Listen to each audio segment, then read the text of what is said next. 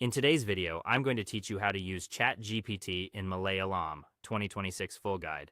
Creating high-quality local language content, translating complex documents, or simply communicating naturally shouldn't feel like a second job.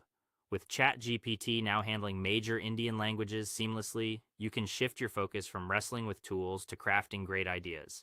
Together, we'll configure your interface, enable a Malayalam keyboard, write prompts that capture cultural nuance, try real time voice responses, and set up a clean system to validate and track your content. Let's open a browser and get started. First, make sure the app itself is speaking your language. In the official ChatGPT site or app, open your user dashboard, tap your profile icon, and go to Settings. Under the General tab, find the language dropdown and select Malayalam. This aligns menus, hints, and default checks with your locale so the model and interface don't pull you back into English frames. If the change doesn't appear right away, refresh or relaunch so everything locks into place. Next, enable a Malayalam script keyboard so you can type naturally instead of copying and pasting. Install Gboard from the Google Play Store or Apple App Store if you don't have it yet. In your device's language and input settings, open Gboard, go to Languages, tap Add Keyboard, and choose Malayalam. You can now switch instantly with the globe icon, moving between English, phonetic Manglish transliteration, and full native script. If you prefer, long press the spacebar to switch layouts and consider turning on predictive text for smoother typing. Now let's craft prompts that respect cultural rhythm. Literal translation can sound stiff, so define roles, tone, and output style.